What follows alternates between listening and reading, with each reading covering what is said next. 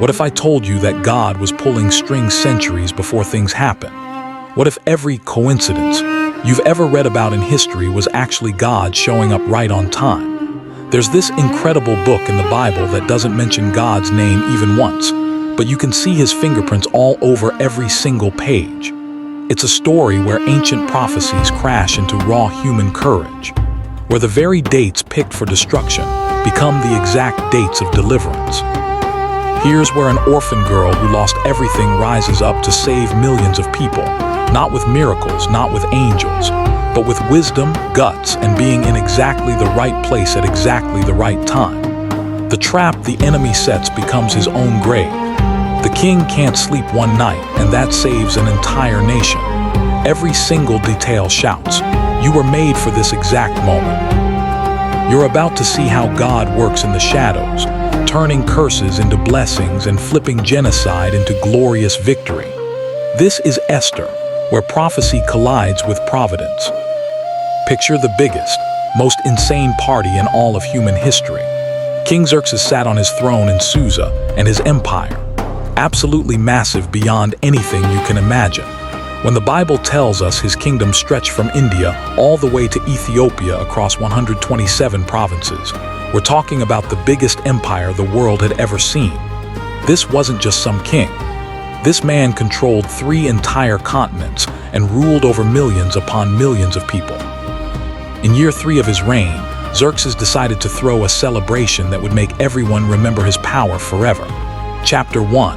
Verse 3 tells us he threw a banquet for every noble and official in his kingdom.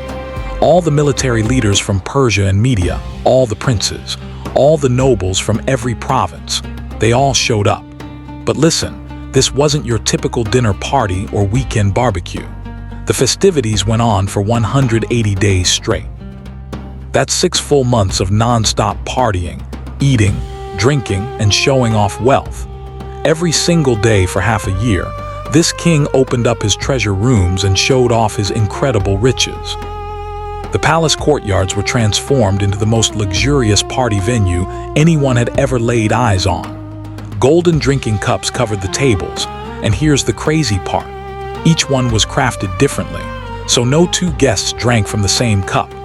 Purple and white linen curtains hung from silver rings on marble pillars. Guests didn't sit on regular chairs. They reclined on couches made of solid gold and silver. The Bible gives us insane detail about this display in chapter 1, verse 6.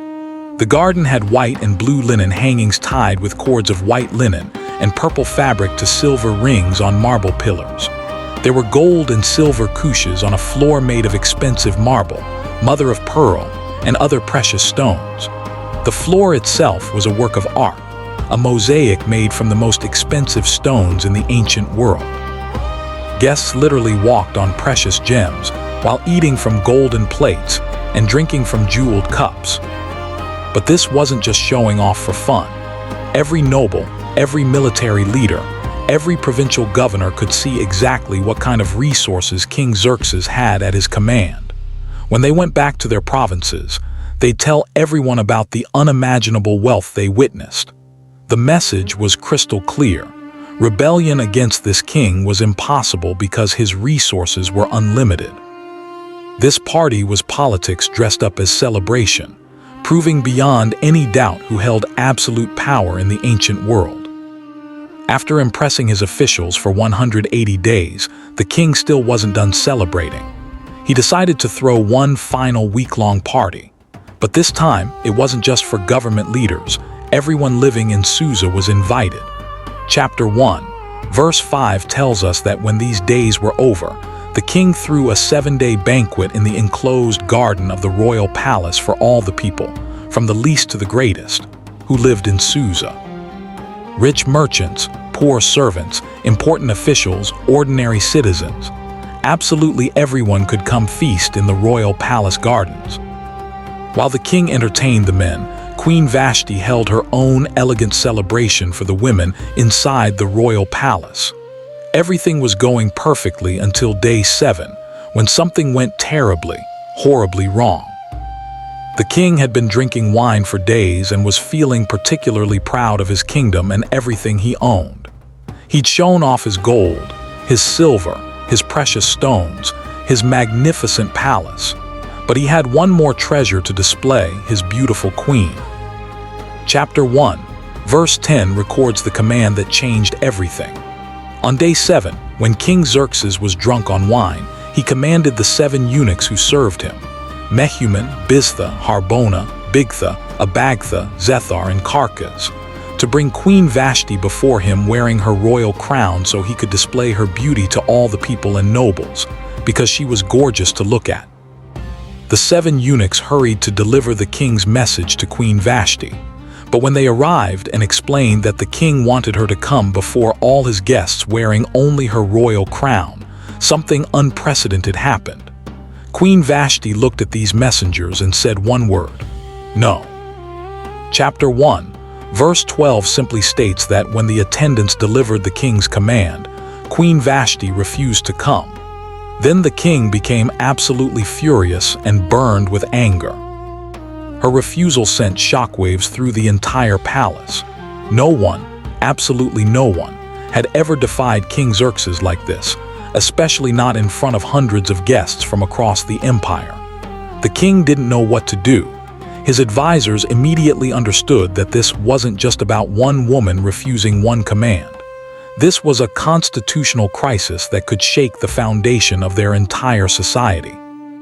The king's advisor Memucan explained the danger in chapter 1, verses 16 through 18. Queen Vashti has done wrong not only against the king, but also against all the nobles and peoples in all the provinces of King Xerxes. Because the queen's conduct will become known to all women, and they'll start despising their husbands and say, King Xerxes commanded Queen Vashti to be brought before him, but she wouldn't come. This very day, the Persian and Median women of nobility who have heard about the queen's conduct will respond to all the king's nobles in the same way. There will be no end of disrespect and discord. The advisors convinced the king that Vashti's rebellion could inspire women throughout the entire empire to disobey their husbands. If the queen could refuse the king, why shouldn't every wife refuse her husband?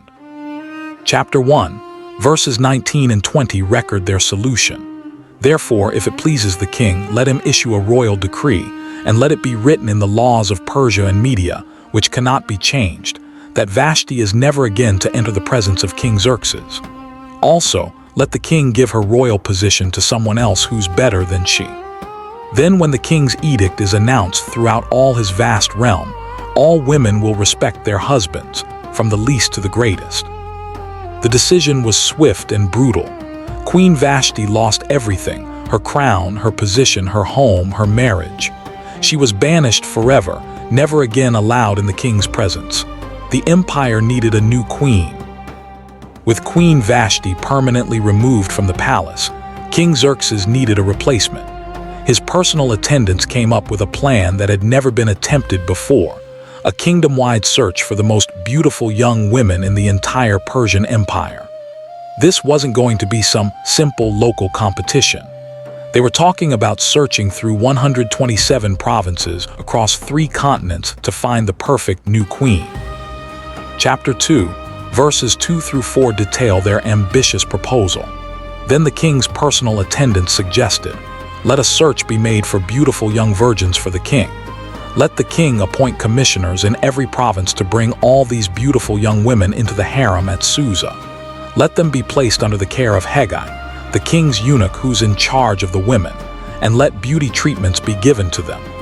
Then let the young woman who pleases the king be queen instead of Vashti. This advice appealed to the king, and he followed it.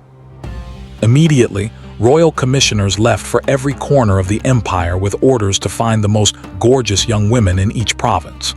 They traveled to India in the east, to Ethiopia in the south, to Greece in the west, and to every territory in between. In each city and town, they searched for young women who might catch the king's eye. Hundreds of girls were selected and brought to Susa for this unprecedented royal beauty competition. Among all these young women was someone very special, a Jewish girl living right there in Susa with her older cousin. Her Hebrew name was Hadassah, which means myrtle, but everyone knew her by her Persian name, Esther, which means star. She was an orphan who'd lost both parents when she was young. Chapter 2, verses 5 through 7 introduce us to this remarkable family. Now there was in Susa a Jew from the tribe of Benjamin named Mordecai, son of Jair, son of Shimei, son of Kish, who'd been carried into exile from Jerusalem by Nebuchadnezzar, king of Babylon, among those taken captive with Jehoiachin, king of Judah. Mordecai had a cousin named Hadassah, whom he'd raised because she had no father or mother. This young woman, who was also known as Esther, had a lovely figure and was beautiful. Mordecai had taken her as his own daughter when her parents died. Mordecai came from the tribe of Benjamin, the same tribe that had produced Israel's first king, Saul.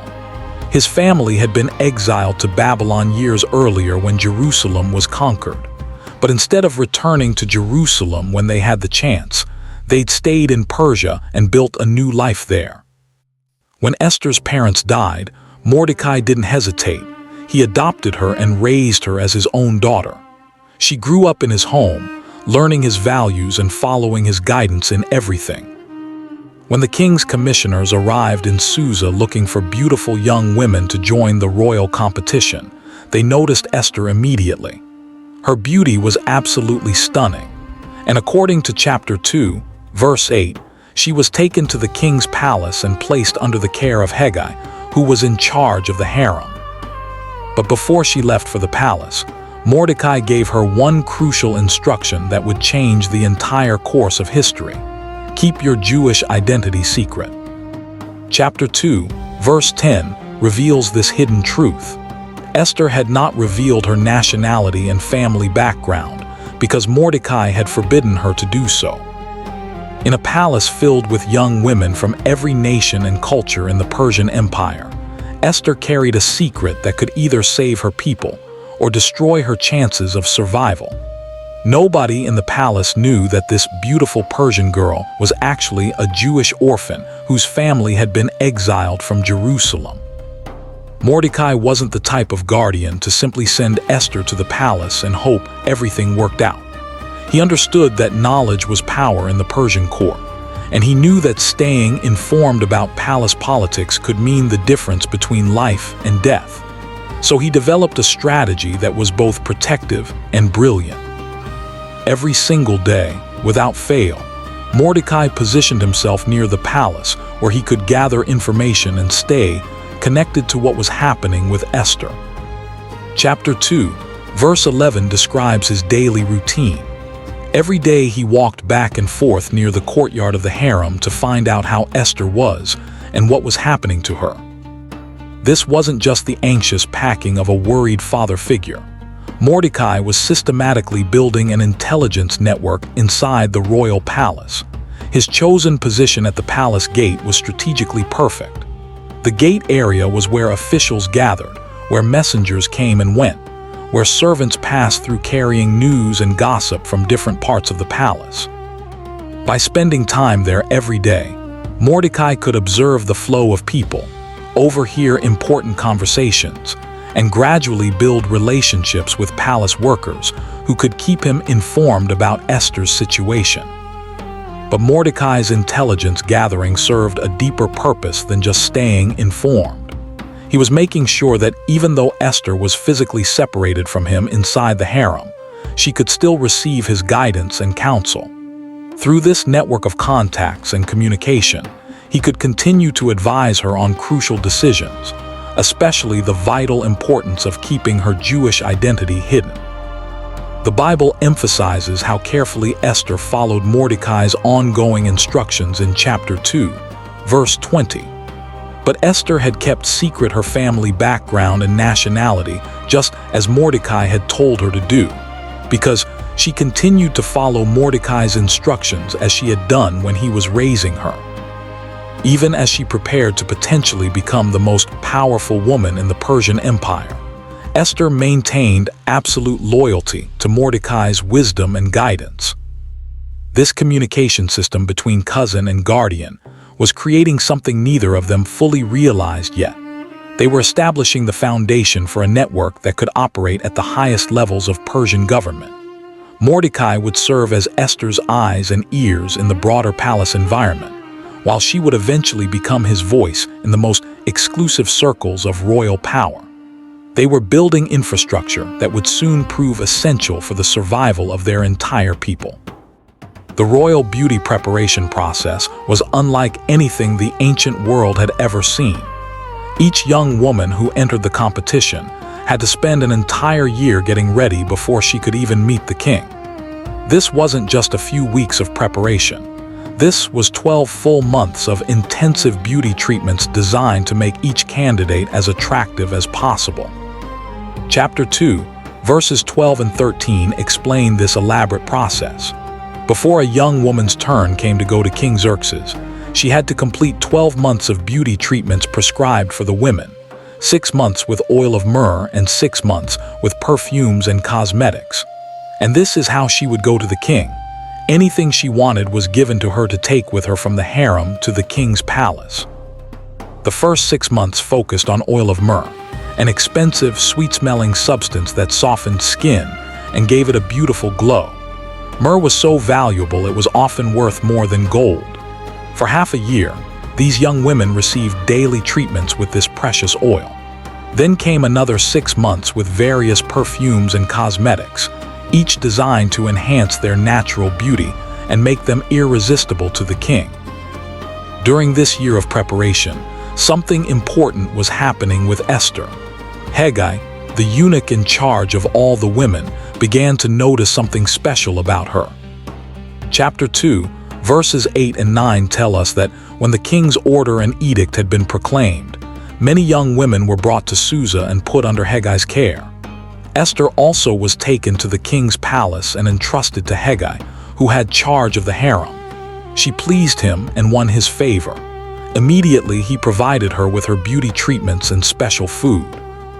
He assigned to her 7 female attendants selected from the king's palace and moved her and her attendants into the best place in the harem. Hegai's favor was incredibly valuable. He'd seen hundreds of beautiful women come through the palace, and he knew exactly what King Xerxes liked. When Esther's turn finally came to meet the king, she made a decision that set her apart from all the other candidates. While the other women asked for expensive jewelry, elaborate clothing, and costly accessories to impress the king, Esther took a different approach. Chapter 2, verse 15 reveals her wisdom. When the turn came for Esther, the young woman Mordecai had adopted, the daughter of his uncle Abihail, to go to the king, she asked for nothing other than what Hegai, the king's eunuch who was in charge of the harem, suggested. And Esther won the favor of everyone who saw her. She trusted the expert, who knew the king's preferences better than anyone. The moment King Xerxes saw Esther, the competition was over. Chapter 2, verses 16 and 17 record what happened. She was taken to King Xerxes in the royal residence in the 10th month, the month of Tebeth, in the 7th year of his reign. Now, the king was attracted to Esther more than to any of the other women, and she won his favor and approval more than any of the other virgins. So he set a royal crown on her head and made her queen instead of Vashti. The king was so delighted with his new queen that he threw another massive celebration. Chapter 2, verse 18 tells us that the king gave a great banquet, Esther's banquet, for all his nobles and officials. He proclaimed a holiday throughout the provinces and distributed gifts with royal generosity. The entire empire celebrated their new queen with feasting, holidays, and gifts. But even in this moment of ultimate triumph, even as the golden crown was placed on her head, and she became the most powerful woman in the known world, Esther kept her most important secret. The new queen of Persia was Jewish, and absolutely nobody in the palace knew except her cousin Mordecai, who continued his daily watch at the palace gate. While Esther was adjusting to her new life as queen, learning palace protocols and royal responsibilities, Mordecai continued his daily routine of gathering intelligence at the palace gate. His position there had given him access to an incredible network of palace servants, guards, and officials. This web of connections was about to prove more valuable than anyone could have imagined. One day, while Mordecai was sitting in his usual spot, observing the flow of palace life, he overheard something that made his blood run cold.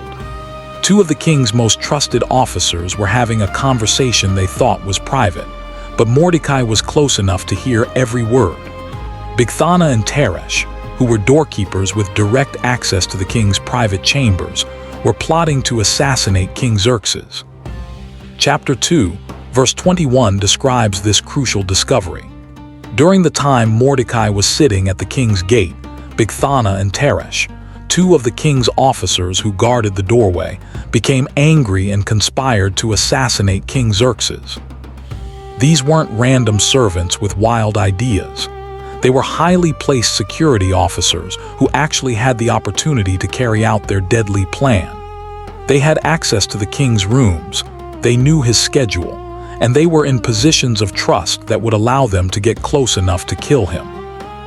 Mordecai understood immediately that this wasn't just gossip or angry talk. This was a real conspiracy that could succeed. But he faced a serious problem. How could a Jewish man sitting at the palace gate report an assassination plot directly to the king? He had no official position, no way to request an audience, and no reason to believe anyone would take his word seriously against two trusted royal officers. Fortunately, Mordecai had something much better than direct access to the king. He had Queen Esther. Their communication network, which had been established during her year of preparation, was still functioning perfectly. Mordecai immediately sent word to Esther about the assassination plot, and she understood the urgency of the situation without needing explanation. Chapter 2, verse 22 tells us what happened next. But Mordecai found out about the plot and told Queen Esther, who in turn reported it to the king, giving credit to Mordecai. Esther didn't try to take credit for discovering the conspiracy. Instead, she made sure the king knew the information came from Mordecai, establishing his credibility and loyalty in the royal court. The king took the warning seriously and immediately ordered a full investigation. His security officials questioned both Bigthana and Teresh thoroughly, examined their backgrounds, and uncovered evidence that confirmed Mordecai's report. Chapter 2, verse 23 records the swift justice that followed.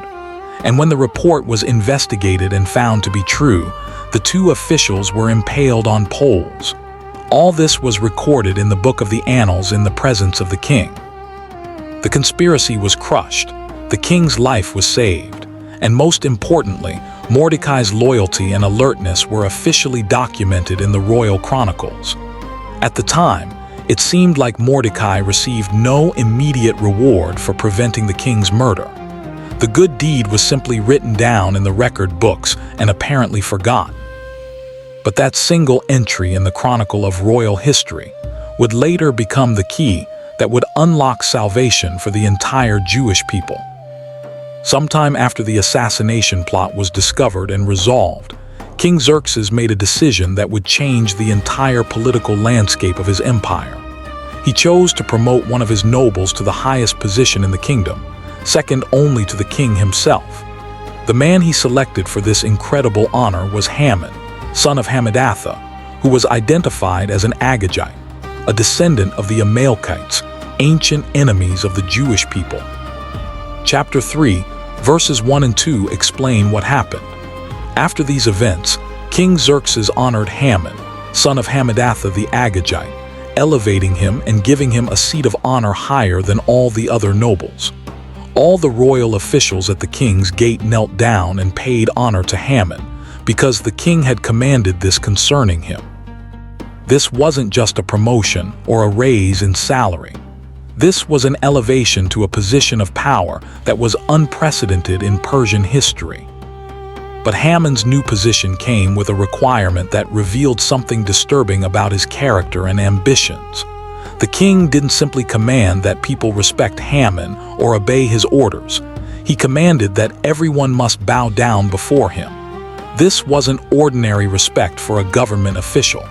This was worship.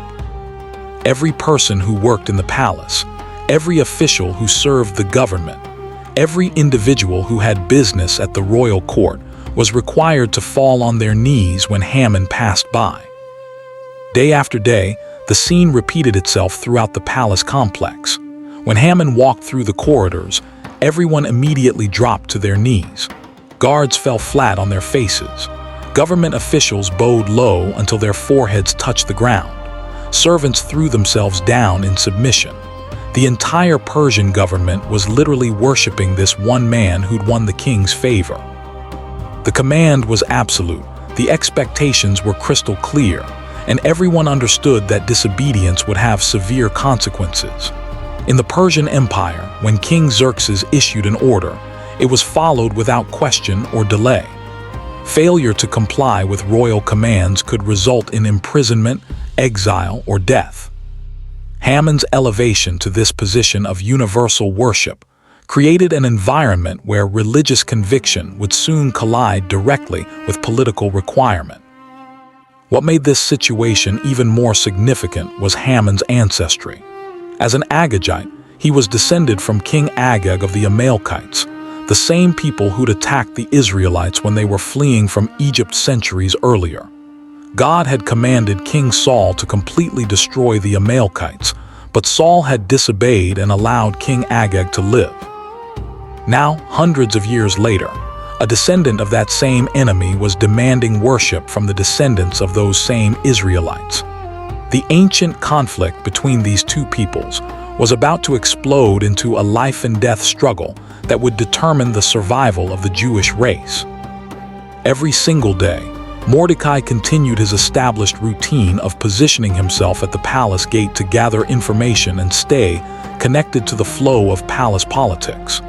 And every single day, when Haman passed by in his magnificent robes expecting worship from everyone present, something extraordinary and dangerous happened. While every other person in sight immediately fell to their knees, Mordecai remained standing upright. Chapter 3, verse 2 describes this daily act of defiance, but Mordecai would not kneel down or pay him honor. Day after day, week after week, the same scene played out. Haman would approach with his entourage, expecting the usual universal submission, and there would be Mordecai, the one person in the entire palace complex who refused to bow down. He stood out like a lone tree in an empty field, impossible to ignore or overlook. The other palace officials noticed this defiance immediately and were horrified by what they saw. They understood the danger Mordecai was creating for himself, and they tried repeatedly to reason with him. Why was he putting his life at risk over something that seemed so simple? Everyone else was following the king's command. Why couldn't he just bow down like everybody else and avoid trouble? Chapter 3, verse 3 shows their growing concern. Then the royal officials at the king's gate asked Mordecai, "Why do you disobey the king's command?" They weren't asking out of curiosity. They were genuinely worried about what would happen when Haman discovered this ongoing act of rebellion. They knew that defying a direct royal command was essentially signing your own death warrant. But Mordecai wouldn't budge from his position. Day after day, they questioned him, trying to convince him to save his own life by simply bending his knee when Haman passed by. Finally, Mordecai gave them the answer that explained everything. Chapter 3, verse 4 tells us, "Day after day they spoke to him, but he refused to comply. Therefore they told Haman about it to see whether Mordecai's behavior would be tolerated, because he'd told them he was a Jew." There it was, the reason behind Mordecai's stubborn refusal. This wasn't about pride, stubbornness, or personal dislike of Haman. This was about faith. As a Jew, Mordecai believed in the God of Abraham, Isaac, and Jacob. He'd been taught from childhood that worship belonged to God alone, no matter what the consequences might be. He could not and would not bow down and worship any human being, no matter how powerful or important they might be.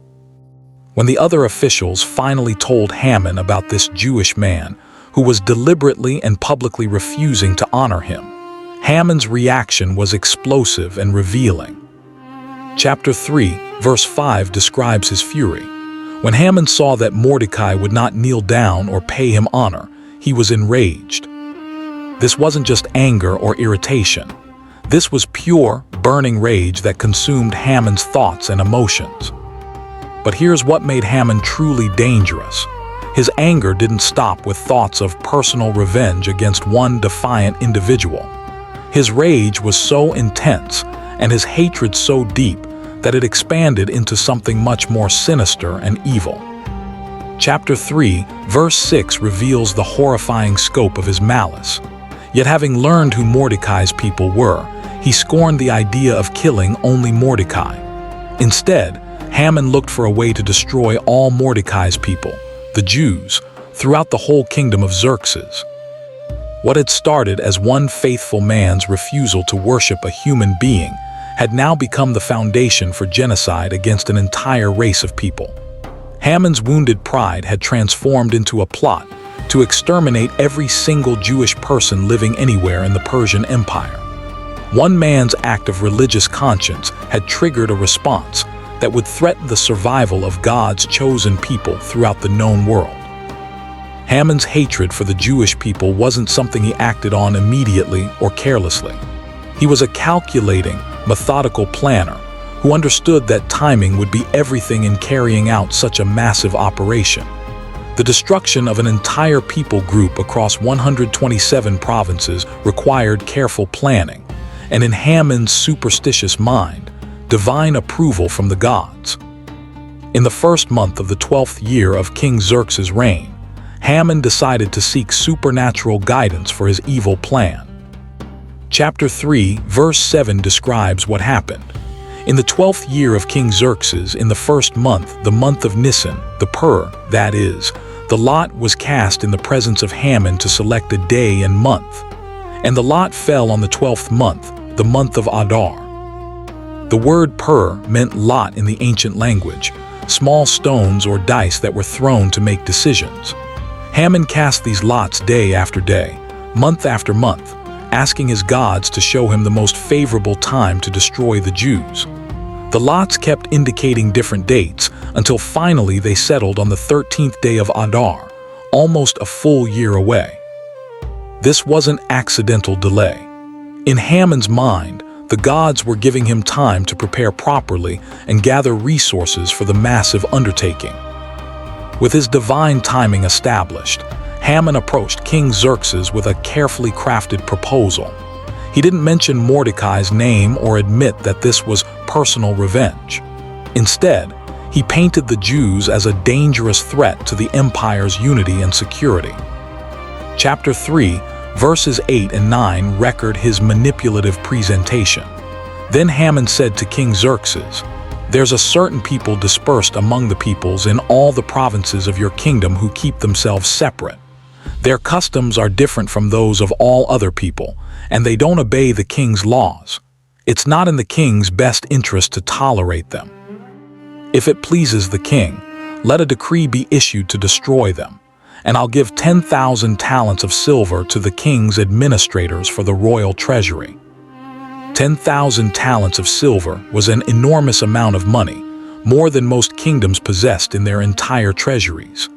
Haman was essentially offering to finance the genocide personally, making it cost the king nothing while filling the royal coffers with incredible wealth.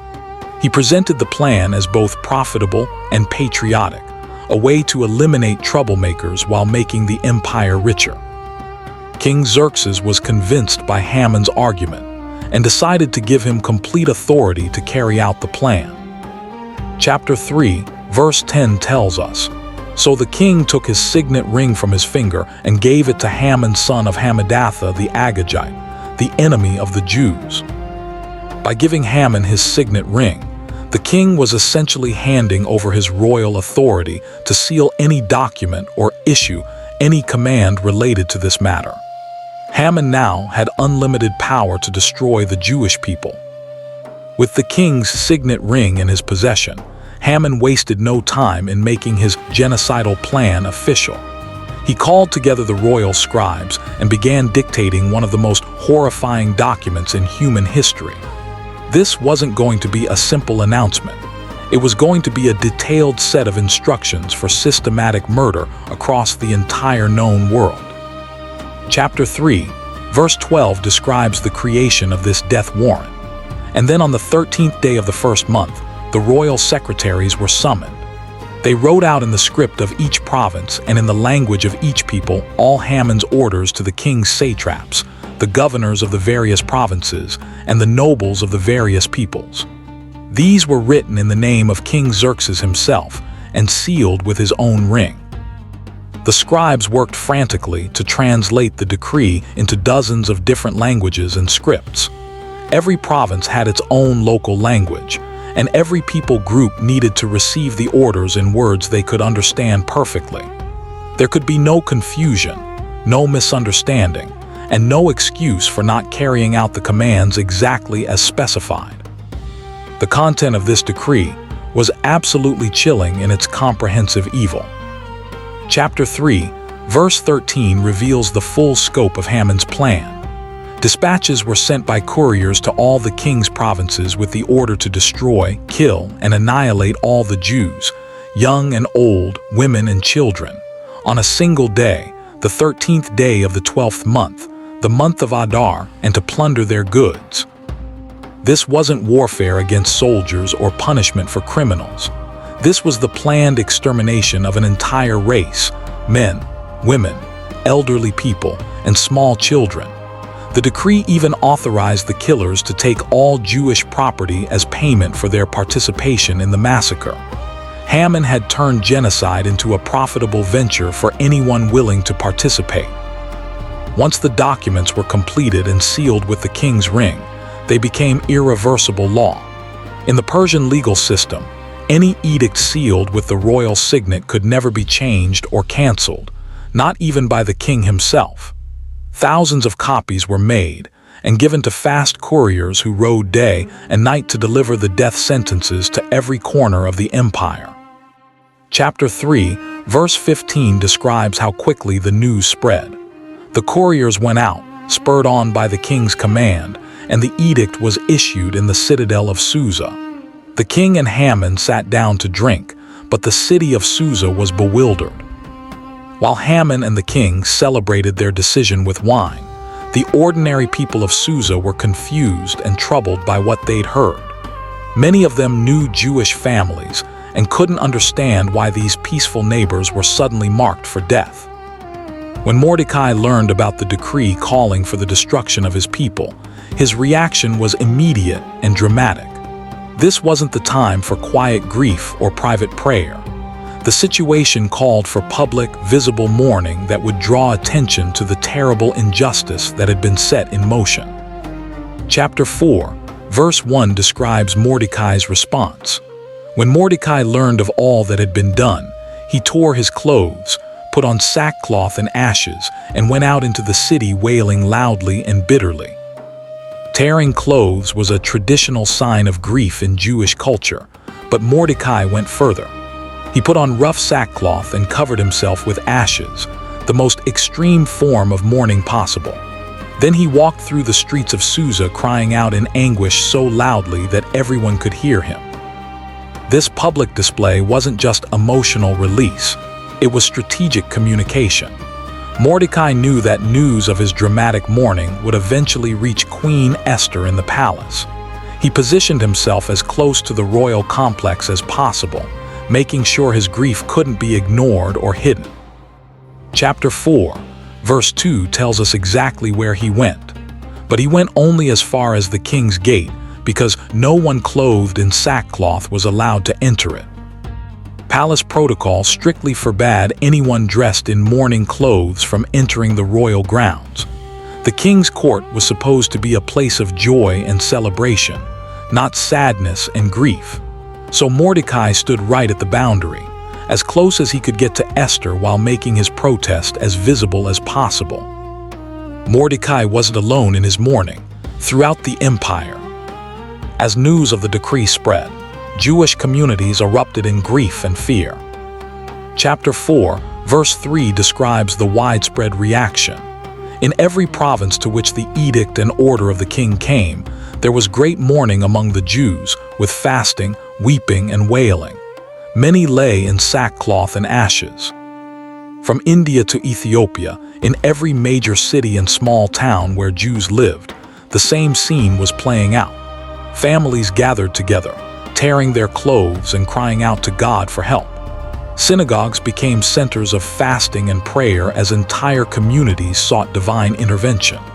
The mourning was so widespread and so public that it couldn't be hidden from the general population. Inside the palace, Queen Esther's servants brought her disturbing news about Mordecai's condition. Chapter 4, verse 4 records her initial response. When Esther's eunuchs and female attendants came and told her about Mordecai, she was in great distress. She sent clothes for him to put on instead of his sackcloth, but he would not accept them. Esther's first instinct was to help Mordecai look presentable so he could enter the palace and explain what was wrong. But when he refused the clean clothes, she realized something much more serious was happening.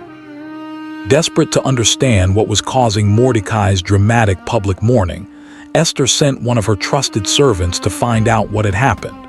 She chose Hathach, one of the king's eunuchs who'd been assigned to serve her, and gave him specific instructions to learn exactly what was troubling her cousin.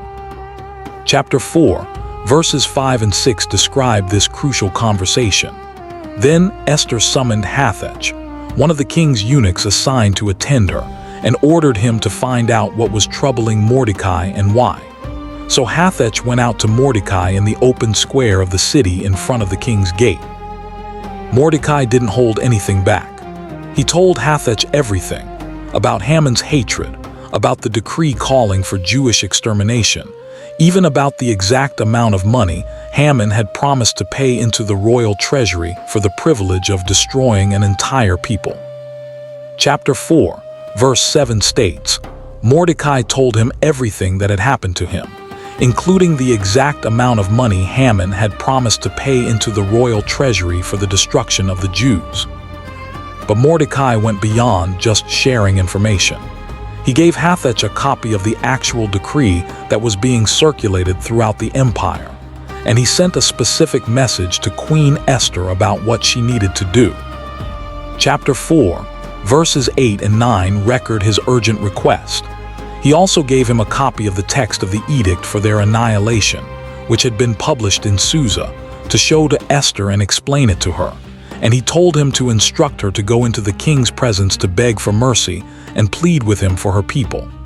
Hathach went back and reported to Esther what Mordecai had said. When Esther heard this message, she faced an impossible choice that could cost her everything. She wanted to help her people, but there was a major problem.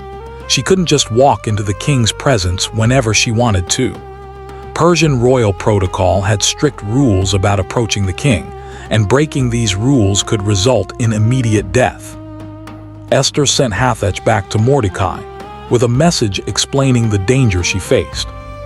Chapter 4, verses 10 through 12 record her response. Then she instructed him to say to Mordecai, all the king's officials and the people of the royal provinces know that for any man or woman who approaches the king in the inner court without being summoned, the king has but one law, that they be put to death, unless the king extends the gold scepter to them and spares their lives. But 30 days have passed since I was called to go to the king. Esther hadn't been summoned to see her husband the king for an entire month. This meant she had no way of knowing what kind of mood he was in, or whether he'd be pleased to see her. If she approached the throne uninvited and the king didn't extend his golden scepter toward her, she would be executed on the spot. She would die without even having the chance to explain why she'd come or to plead for her people's lives. The queen of the Persian Empire was trapped by the very protocols that were supposed to protect royal dignity. She could remain safe in her palace and watch her people be destroyed, or she could risk her life on the chance that the king might listen to her plea. Either choice could result in the death of countless innocent people. When Mordecai received Esther's message about the danger of approaching the king uninvited, he understood that she was frightened and looking for a way to avoid taking such a terrible risk.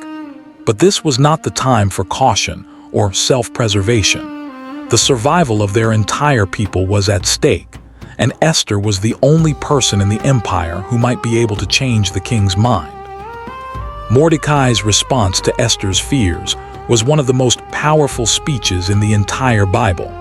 It combined harsh truth with prophetic insight, warning her about the consequences of silence while also reminding her of her unique purpose and position. Chapter 4, verses 13 and 14 record Mordecai's crucial message. Do not think that because you're in the king's house you alone of all the Jews will escape. For if you remain silent at this time, relief and deliverance for the Jews will come from another place, but you and your father's family will perish. And who knows but that you have come to your royal position for such a time as this? Mordecai's words cut through any illusion Esther might have had about her own safety. Just because she was queen didn't mean she'd survive the genocide. When Haman's men came to kill the Jews, they wouldn't make exceptions for royal family members whose Jewish identity had been kept secret.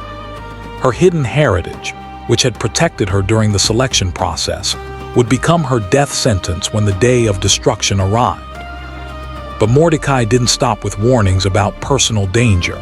He also delivered a prophetic promise that revealed his deep faith in God's protection of his chosen people. Even if Esther remained silent, deliverance would come from somewhere else. God would not allow his people to be completely destroyed because he'd made promises to Abraham, Isaac, and Jacob that could not be broken. However, if Esther refused to act when she had the opportunity and the position to make a difference, she and her family would not be part of that divine rescue. They would perish along with all the other Jews who failed to receive God's protection. Then came the most famous line in the entire book of Esther. And who knows but that you have come to your royal position for such a time as this? Mordecai was suggesting that Esther's entire life story, her parents' death, her adoption by him, her selection as queen, her hidden Jewish identity, might all have been part of a divine plan to place her in exactly the right position at exactly the right moment to save her people. This wasn't random coincidence or lucky timing. This was the hand of God working through seemingly ordinary events to accomplish his purposes. All the circumstances that had brought Esther to the throne might have been preparation for this one crucial moment, when the survival of the Jewish people would depend on her courage and faith. After receiving Mordecai's prophetic challenge, Esther made a decision that would change the course of history. She chose to risk her life for her people. But first, she wanted to prepare spiritually for what she knew would be the most important conversation of her life. She understood that approaching the king required more than just courage. It required divine intervention. Chapter 4, verse 16 records Esther's response. Go, gather together all the Jews who are in Susa and fast for me. Do not eat or drink for 3 days, night or day. I and my attendants will fast as you do. When this is done, I will go to the king, even though it is against the law, and if I perish, I perish. Esther called for something unprecedented, a citywide fast involving every Jewish person living in Susa. This wasn't just about her personal preparation. She wanted the entire Jewish community to join together in seeking God's help for what she was about to attempt. For 3 full days and nights, hundreds of Jewish families would stop all normal activities and focus entirely on prayer. The decision to fast for 3 days showed Esther's understanding of spiritual warfare. She knew that what she was facing wasn't just a political problem or a diplomatic challenge.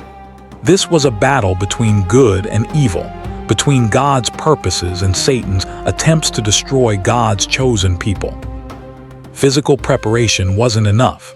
She needed spiritual strength that could only come from God. During these 3 days, Esther and her servants would join the community fast, giving up all food and water while seeking God's wisdom and protection. This was serious spiritual discipline that required real sacrifice and demonstrated absolute dependence on God's power rather than human strength or cleverness. The phrase, "and if I perish, revealed the depth of Esther's commitment. She'd counted the cost and decided that saving her people was worth risking her own life. She wasn't going to approach the king with a backup plan or safety net. She was willing to die if necessary to give her people a chance to live.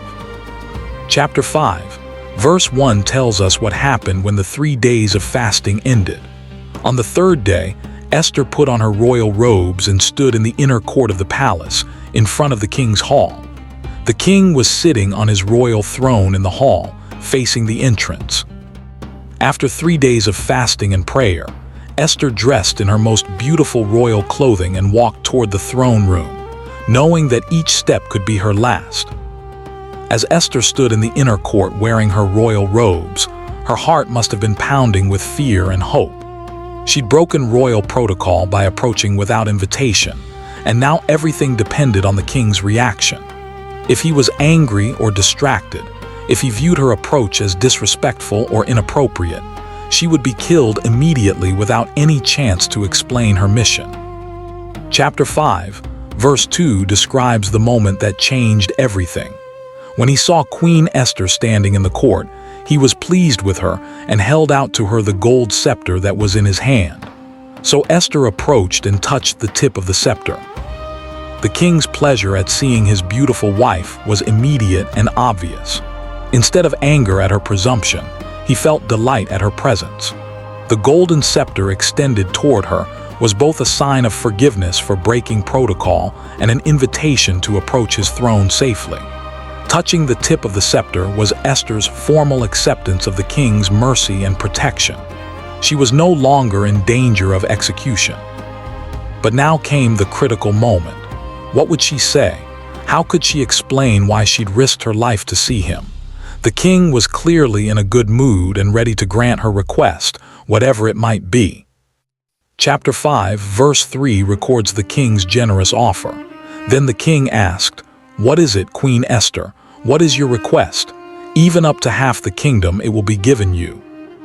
This was an incredibly generous promise. The king was essentially telling Esther that no request would be too large, no favor too expensive. He was prepared to give her anything she wanted, up to half of his vast empire. But Esther surprised everyone with her answer. Instead of immediately revealing her desperate need or explaining the crisis facing her people, she made what seemed like a simple social request. Chapter 5, verse 4 tells us, "If it pleases the king," replied Esther, "let the king, together with Haman, come today to a banquet I have prepared for him." This invitation was brilliant strategy disguised as social courtesy. By inviting both the king and Haman to a private dinner, Esther was creating the perfect setting for what she needed to accomplish. The king would be relaxed and happy after good food and wine. Haman would be present so she could make her accusations directly, and the intimate setting would allow for the kind of personal conversation that would be impossible in the formal throne room.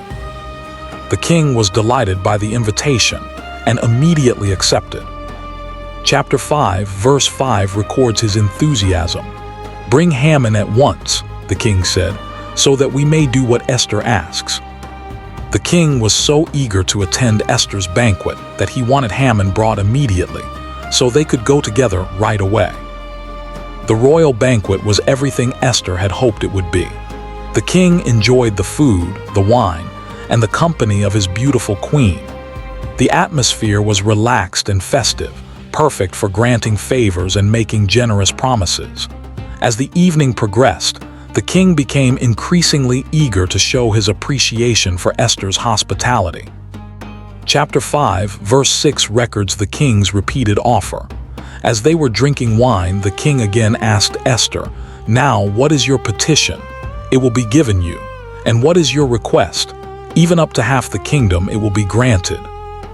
Once again, the king promised to give Esther anything she wanted, up to half of his empire. He was clearly in an excellent mood and ready to be incredibly generous. But once again, Esther surprised everyone by not revealing her true request. Instead, she made another invitation that delayed the crucial conversation for one more day. Chapter 5, verses 7 and 8 record her response. Esther replied, "My petition and my request is this. If the king regards me with favor, and if it pleases the king to grant my petition and fulfill my request, let the king and Haman come tomorrow to the banquet I will prepare for them. Then I will answer the king's question." Esther's decision to wait one more day wasn't hesitation or fear. It was wisdom. She wanted to make absolutely sure that the timing was perfect, and that both men would be in the right frame of mind for what she needed to tell them. Another day would give her more time to prepare, and it would build anticipation that would make her eventual request even more dramatic. Haman left the banquet feeling incredibly proud and important. Being invited to eat privately with the king and queen made him feel like he was part of the royal family. Chapter 5, verse 9 describes his mood. Haman went out that day happy and in high spirits. But when he saw Mordecai at the king's gate and observed that he neither rose nor showed fear in his presence, he was filled with rage against Mordecai. Even in his moment of triumph, Haman's happiness was ruined by Mordecai's continued defiance. The sight of that Jewish man still refusing to bow, still showing no fear or respect, drove Haman into another rage. His joy from the royal banquet was completely overshadowed by his hatred for this one stubborn individual who wouldn't acknowledge his importance. When Haman arrived home, he called together his friends and his wife Zeresh to brag about his incredible success and high position. Chapter 5, verses 10 through 12 record his boasting. Nevertheless, Haman restrained himself and went home. Calling together his friends and Zeresh his wife, Haman boasted to them about his vast wealth, his many sons, and all the ways the king had honored him and how he'd elevated him above the other nobles and officials. "And that's not all," Haman added. "I'm the only person Queen Esther invited to accompany the king to the banquet she gave, and she has invited me along with the king tomorrow." But even after listing all his accomplishments and honors, Haman admitted that none of it satisfied him as long as Mordecai remained defiant. Chapter 5, verse 13 reveals his obsession. "But all this gives me no satisfaction as long as I see that Jew Mordecai sitting at the king's gate." Haman's wife and friends had a suggestion that seemed perfect for solving his problem. Chapter 5, verse 14 records their advice. His wife Zeresh and all his friends said to him, "Have a pole set up reaching to a height of 50 cubits, and ask the king in the morning to have Mordecai impaled on it. Then go with the king to the banquet and enjoy yourself." This suggestion delighted Haman, and he had the pole set up. 50 cubits was about 75 feet high, a massive structure that would be visible from all over Susa. This wasn't just about killing Mordecai. It was about making his death as public and humiliating as possible. Haman wanted everyone in the city to see what happened to people who refused to show him proper respect. That very night, workers began constructing the enormous gallows in Haman's yard, preparing for Mordecai's execution the next morning. That same night, while Haman was building his gallows and dreaming of Mordecai's death, something strange happened in the royal palace. King Xerxes couldn't sleep. He tossed and turned in his royal bed, but sleep wouldn't come. This wasn't just ordinary restlessness. This was divine intervention at work in ways the king couldn't understand. Chapter 6, verse 1 describes what happened next. That night the king could not sleep, so he ordered the book of the Chronicles, the record of his reign, to be brought in and read to him. When ancient kings couldn't sleep, they often had servants read to them from historical records. It was like listening to boring government reports, usually guaranteed to put anyone to sleep within minutes. But this night was different. As the servant began reading through the royal chronicles, he came across an entry that caught the king's attention immediately. It was the record of Mordecai's report about the assassination plot that had saved the king's life years earlier. The entry was brief but clear. A Jewish man named Mordecai had discovered a conspiracy and reported it through Queen Esther, preventing the king's murder. Chapter 6, verse 2 records what the chronicles contained. It was found recorded there that Mordecai had exposed Bigthana and Teresh, two of the king's officers who guarded the doorway, who had conspired to assassinate King Xerxes. The king listened carefully as the servant read about how his life had been saved by this man's alertness and loyalty.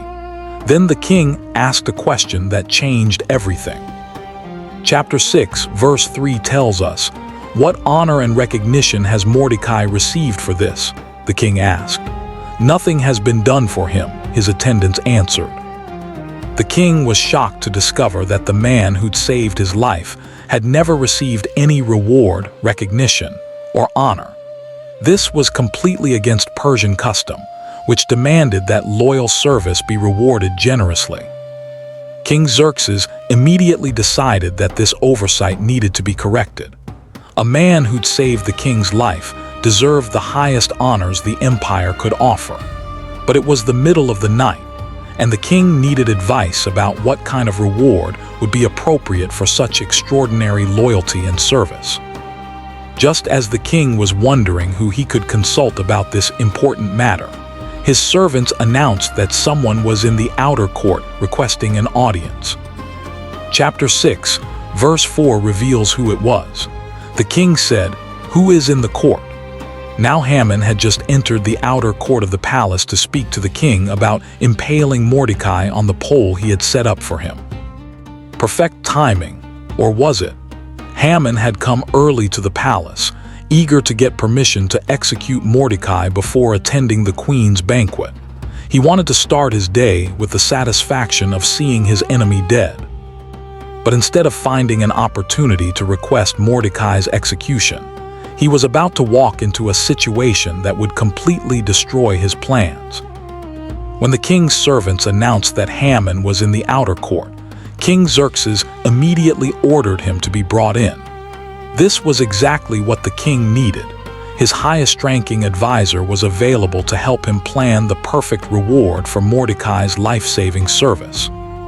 Chapter 6, verse 5 describes Haman's entrance. So Haman entered, and the king asked him, "What should be done for the man the king delights to honor?" The king didn't mention Mordecai's name or explain what service had earned his gratitude. He simply asked Haman to suggest an appropriate way to honor someone who'd pleased the king greatly. Haman's ego immediately took control of his thinking. Who else could the king possibly want to honor except Haman himself? After all, hadn't he just been invited to 2 private banquets with the king and queen? Wasn't he the most powerful man in the empire after the king? Obviously, this was the king's way of asking Haman what kind of reward he'd like to receive. Chapter 6, verse 6 records Haman's arrogant assumption. Now Haman thought to himself, "Who is there that the king would rather honor than me?" This moment of pride was about to lead to his complete humiliation. But Haman had no idea what was coming. He was so consumed with his own importance that he couldn't imagine the king wanting to honor anyone else. Since Haman believed the king was asking him to design his own reward ceremony, he decided to suggest the most lavish honors possible. He wanted treatment that would make him appear almost royal, like a prince or a member of the king's own family. Chapter 6, verses 7 through 9 contain Haman's elaborate suggestion. So he answered the king, "For the man the king delights to honor, have them bring a royal robe the king has worn and a horse the king has ridden, one with a royal crest placed on its head. Then let the robe and horse be entrusted to one of the king's most noble princes.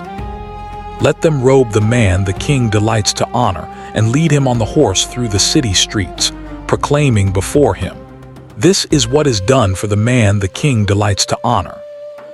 Haman's suggestion was incredibly bold and presumptuous.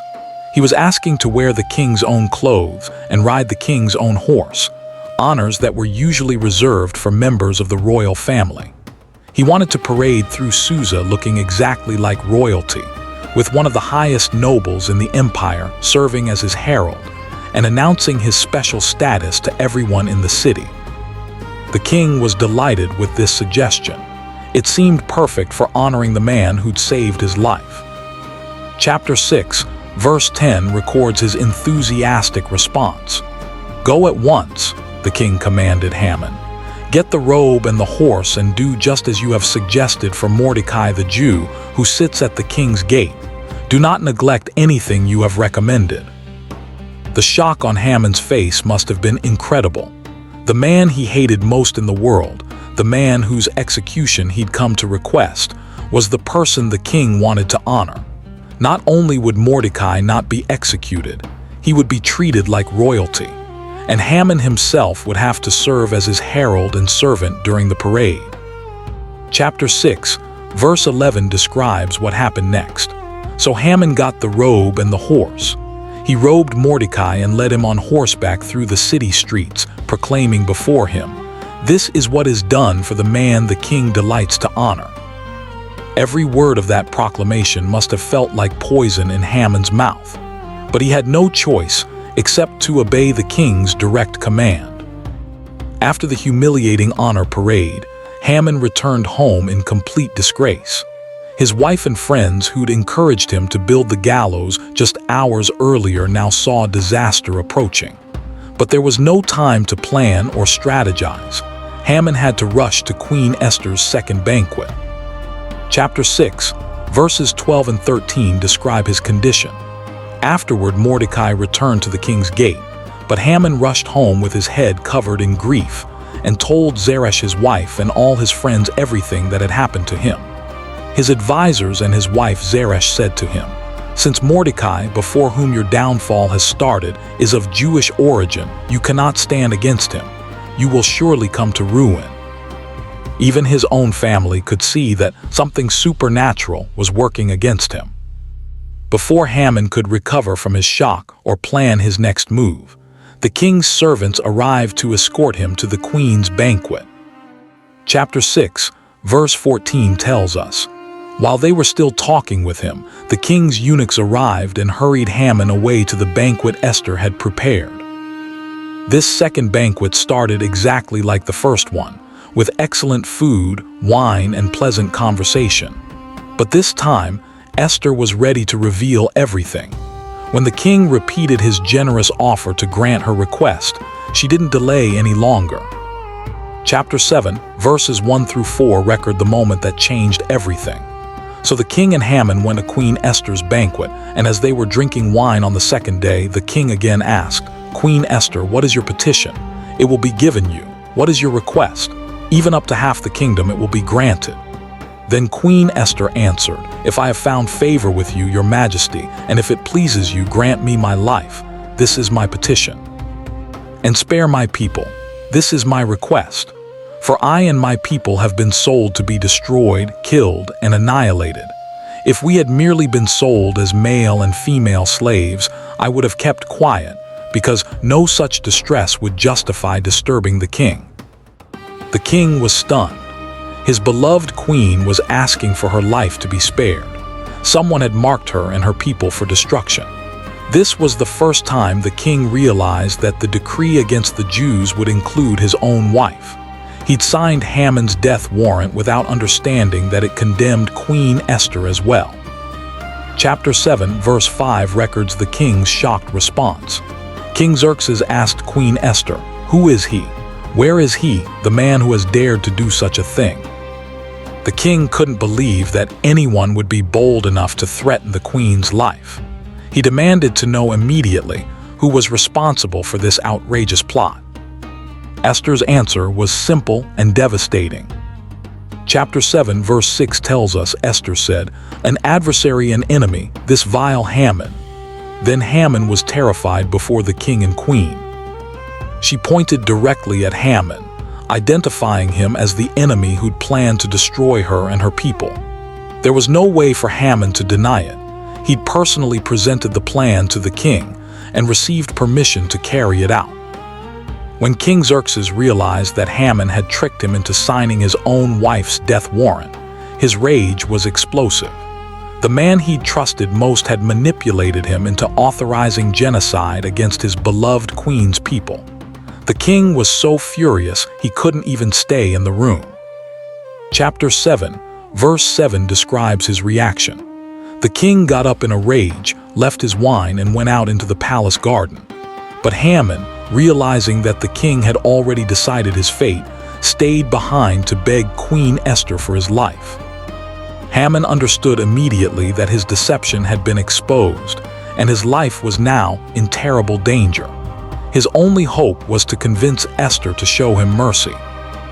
While the king paced furiously in the garden, Haman threw himself down beside Esther's couch, desperately pleading for forgiveness and begging her to save his life. But his frantic behavior looked suspicious to the returning king. Chapter 7, verse 8 records what the king saw when he returned. Just as the king returned from the palace garden to the banquet hall, Haman was falling on the couch where Esther was reclining. The king exclaimed, "Will he even molest the queen while she is with me in the house?" As soon as the word left the king's mouth, they covered Haman's face. In Persian culture, covering someone's face was a sign that they were condemned to death. The servants immediately understood that Haman's execution was certain. At that moment, one of the king's officials provided information that sealed Haman's fate completely. Chapter 7, verse 9 tells us, "Then Harbona, one of the eunuchs attending the king, said, 'A pole reaching to a height of 50 cubits stands by Haman's house. He had it set up for Mordecai, who spoke up to help the king.' The king said, 'Impale him on it.' The same gallows Haman had built to execute Mordecai would now be used for his own execution. The irony was perfect, and the justice was swift. Chapter 7, verse 10 records the final outcome. So they impaled Haman on the pole he had set up for Mordecai. Then the king's fury subsided. The man who'd plotted evil against the innocent died, by the very method he'd chosen for his enemy's destruction. With Haman dead, King Xerxes immediately addressed the massive problem that remained. The death decree against the Jews was still in effect, and according to Persian law, it could never be canceled or revoked. Even the king himself couldn't change a law that had been sealed with his signet ring, but he could find another way to protect Esther's people. Chapter 8, verses 1 and 2 describe the king's first actions. That same day, King Xerxes gave Queen Esther the estate of Haman, the enemy of the Jews. And Mordecai came into the presence of the king, for Esther had told how he was related to her. The king took off his signet ring, which he had reclaimed from Haman, and presented it to Mordecai. And Esther appointed him over Haman's estate. Mordecai's transformation was complete and immediate. In a single day, he went from being marked for execution to becoming the second most powerful man in the Persian Empire. He received Haman's position, his authority, his wealth, and his estate. The king's signet ring gave him the power to create new laws and issue royal decrees. But Esther understood that Haman's death and Mordecai's promotion didn't solve the fundamental problem. The original decree still condemned every Jewish person in the empire to death on the 13th day of Adar. Something more needed to be done to protect her people. Chapter 8, verses 3 through 6 record Esther's desperate plea. Esther again pleaded with the king, falling at his feet and weeping. She begged him to put an end to the evil plan of Haman the Agagite, which he had devised against the Jews. Then the king extended the gold scepter to Esther, and she arose and stood before him. "If it pleases the king," she said, "and if he regards me with favor and thinks it the right thing to do, and if he is pleased with me, let an order be written overruling the dispatches that Haman son of Hammedatha the Agagite devised and wrote to destroy the Jews in all the king's provinces. For how can I bear to see disaster fall on my people? How can I bear to see the destruction of my family?" The king explained the legal problem they faced, but also pointed toward a solution. Chapter 8, verses 7 and 8 contain his response. King Xerxes replied to Queen Esther and to Mordecai the Jew, "Because Haman attacked the Jews, I have given his estate to Esther, and they have impaled him on the pole he set up. Now write another decree in the king's name on behalf of the Jews as seems best to you, and seal it with the king's signet ring, for no document written in the king's name and sealed with his ring can be revoked." They couldn't cancel the death decree, but they could create a new decree that would give the Jews legal protection. Mordecai immediately understood what needed to be done. If the Jews were going to be attacked on the 13th day of Adar, they needed legal authority to defend themselves. The new decree would give them something they'd never had before: official permission to fight back against their enemies. Chapter 8, verses 9 through 11 describe the creation of this new law. At once the royal secretaries were summoned. On the 23rd day of the 3rd month, the month of Sivan, they wrote out all Mordecai's orders to the Jews and to the satraps, governors, and nobles of the 127 provinces stretching from India to Cush. These orders were written in the script of each province and the language of each people, and also to the Jews in their own script and language. Mordecai wrote in the name of King Xerxes, sealed the dispatches with the king's signet ring, and sent them by mounted couriers, who rode fast horses especially bred for the king. The king's edict granted the Jews in every city the right to assemble and protect themselves, to destroy, kill, and annihilate the armed men of any nationality or province who might attack them and their women and children, and to plunder the property of their enemies. This new decree was revolutionary. Instead of being helpless victims waiting for slaughter, the Jews now had legal authority to organize, arm themselves, and fight back against anyone who tried to harm them. They could form militias, gather weapons, and coordinate their defense across the entire empire. The timing was crucial. Chapter 8, verse 12 specifies the date. The day appointed for the Jews to do this in all the provinces of King Xerxes was the 13th day of the 12th month, the month of Adar. The Jews would have several months to prepare for what was coming. They could organize their communities, plan their defense strategies, and gather everything they needed to protect themselves. Chapter 8, verse 13 describes how quickly the new decree spread. A copy of the text of the edict was to be issued as law in every province and made known to the people of every nationality, so that the Jews would be ready on that day to avenge themselves on their enemies. This wasn't a secret message or hidden permission. The entire empire would know that the Jews had legal authority to defend themselves with deadly force. The effect of this new decree was immediate and dramatic. Chapter 8, verses 15 through 17 tell us, when Mordecai left the king's presence, he was wearing royal garments of blue and white, a large crown of gold, and a purple robe of fine linen. And the city of Susa held a joyous celebration. For the Jews it was a time of happiness and joy, gladness and honor. In every province and in every city to which the edict of the king came, there was joy and gladness among the Jews, with feasting and celebrating. And many people of other nationalities became Jews, because fear of the Jews had seized them.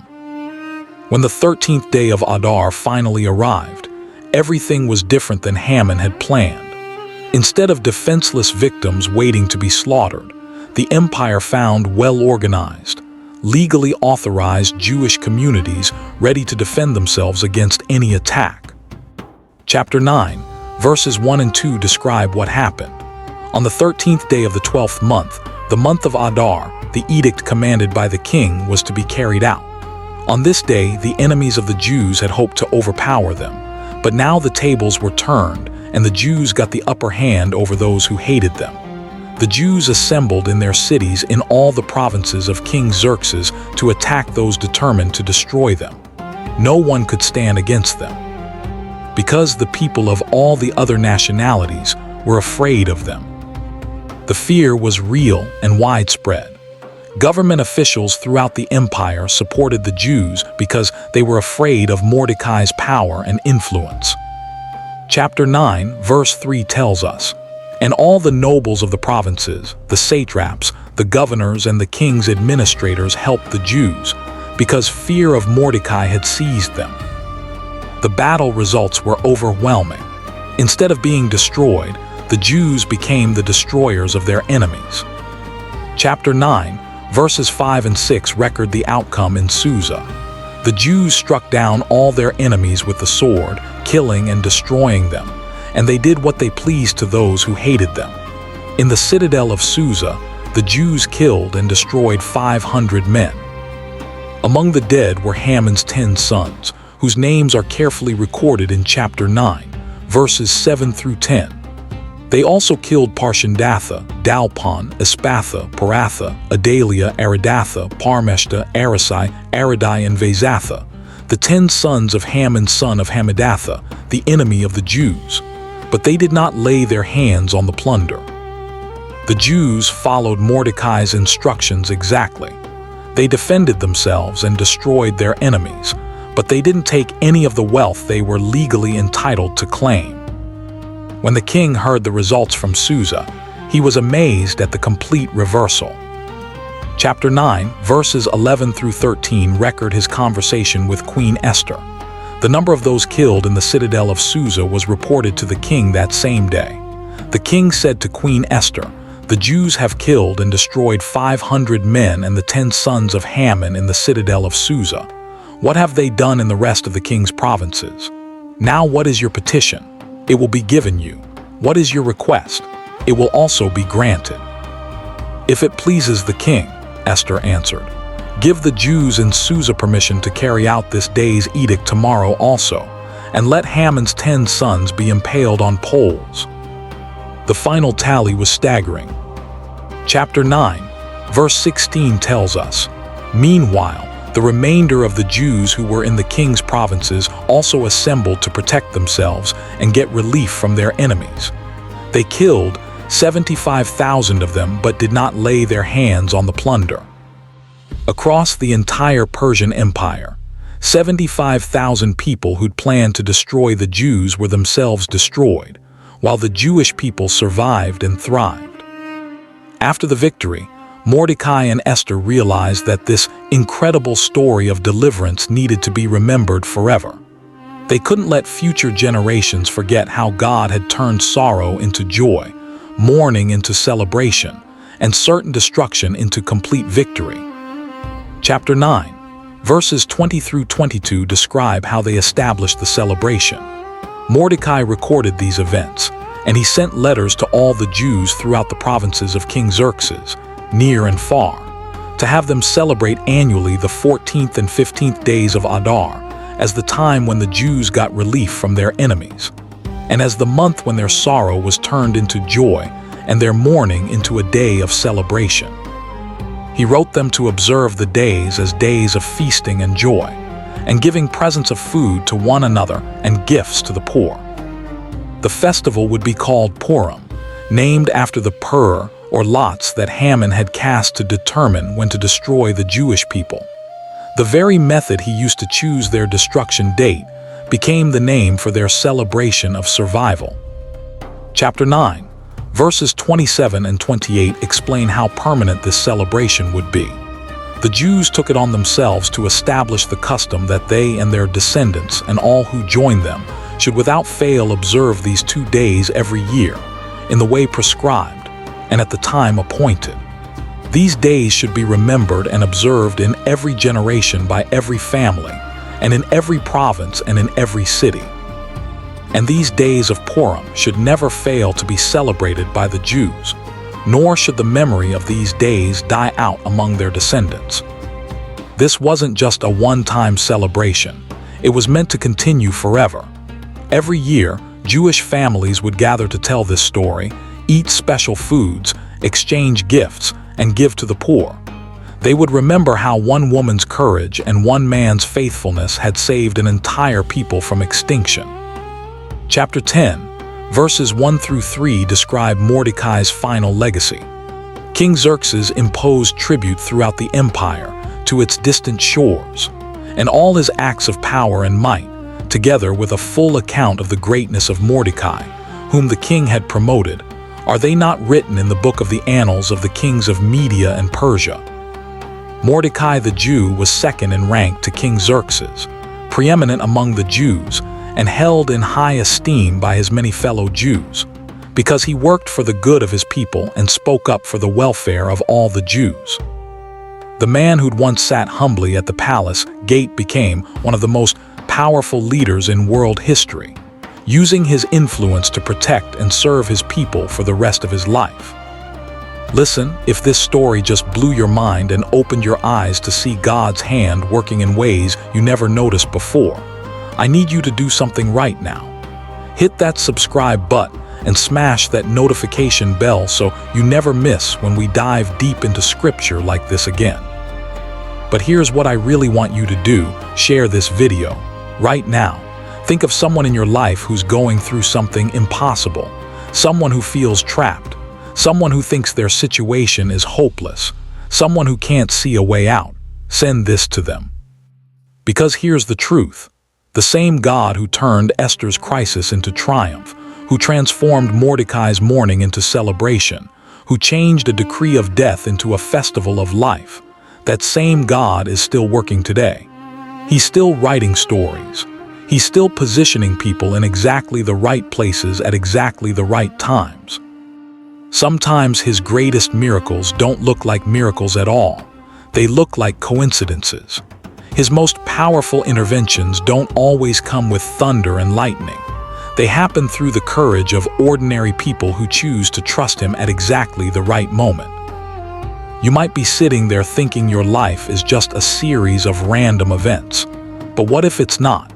What if every closed door, every disappointment, every unexpected turn has been positioning you for something bigger?